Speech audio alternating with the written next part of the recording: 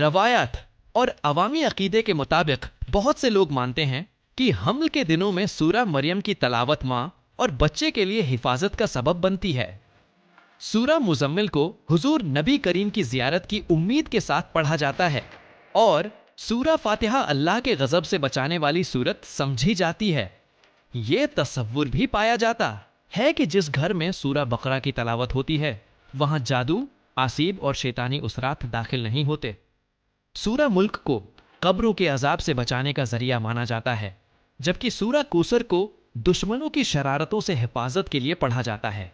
سورہ یوسین کو قیامت کی پیاس سے نجات اور سورہ واقعہ کو رزق کی تنگی سے بچاؤ کے لیے پڑھا جاتا ہے۔ سورہ کافرون موت کے وقت ایمان کی حفاظت کے لیے پڑھی جاتی ہے اور سورہ اخلاص منافقت سے بچانے والی سورت سمجھی جاتی ہے۔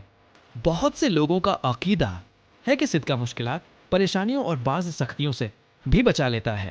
سورہ فلق کو حادثات اور مصیبتوں سے حفاظت کے لیے اور سورہ ناس کو دل کے وسوسوں سے نجات کے لیے پڑھا جاتا ہے۔ آیت کریمہ کو بھی گمشتہ چیزیں ملنے کے لیے پڑھا جاتا ہے، شرط یہ کہ اللہ کی قدرت پر پورا بھروسہ ہو۔ سورہ واقعہ کی باقاعدہ تلاوت کو گھر میں فاقے سے حفاظت کا ذریعہ بتایا جاتا ہے اور آیت الکرسی مشکل گھڑی میں نجات کے لیے پڑھی جاتی ہے۔ کچھ لوگ یہ بھی کہتے ہیں کہ سجدے میں 1000 مرتبہ یا اللہ پڑھنے سے 1000 حاجتیں پوری ہوتی ہیں۔ اولاد نرینہ کی خواہش رکھنے والی خواتین سورہ یوسف کی تلاوت کرتی ہیں اور یا علیم کا ورد ذہن اور حافظے کو مضبوط کرنے کے لیے کیا جاتا ہے۔ ٹھنڈے پانی سے وضو اعصاب کے لیے بہتر سمجھا جاتا ہے۔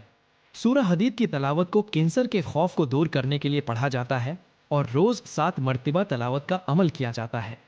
دل پر ہاتھ رکھ کر یا حفیظ کا ورد بیماریوں اور ذہنی الجھنوں سے حفاظت کے لیے کیا جاتا ہے۔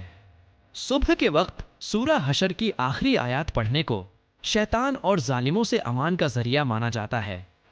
کسی مومن کی ضرورت کو خاموشی سے پورا کرنا مصیبتوں سے نجات کا عمل سمجھا جاتا ہے۔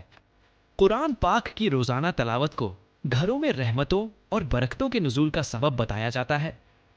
سورہ بقرہ کی آخری آیات صبح شام پڑھنے سے اللہ کی پناہ نصیب ہونے کا عقیدہ پایا جاتا ہے۔ یا قوی کا ورد دل میں طاقت اور اعتماد پیدا کرنے والی ایک روحانی مشق سمجھا جاتا ہے۔ عوامی روایات میں یہ بھی بیان ہوتا ہے کہ والدین کے بعض اعمال اولاد کے اخلاق اور قسمت پر اثر ڈالتے ہیں۔ ناجائز کمائی کھلانے سے اولاد کے دل سخت ہو جاتے ہیں۔ ظلم اور ناانصافی کے اثرات نسلوں تک منتقل ہو سکتے ہیں۔ بدزبانی اور بداخلاقی بچوں کے بگاڑ کا سبب بنتی ہے۔ دین سے دوری والدین اور اولاد دونوں کے بگاڑ کا ذریعہ بنتی ہے اور نعمتوں کی ناشکری اولاد کے لیے مشکلات کا سبب بن جاتی ہے۔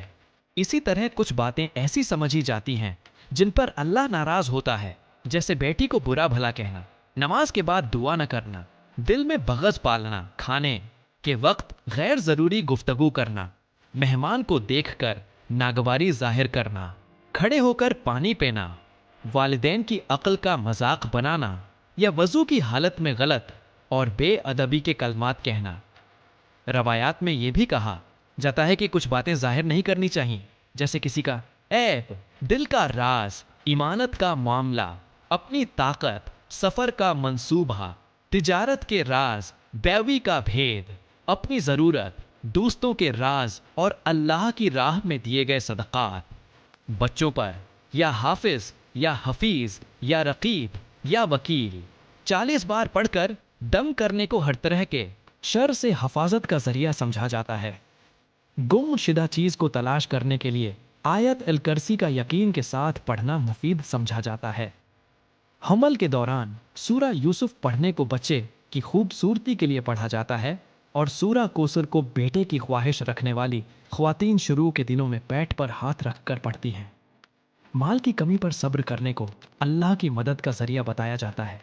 دوا کھاتے وقت یا شافی یا کافی پڑھنے کو شفا کی نیت سے کیا جاتا ہے، شرط یہ کہ دل میں یقین ہو۔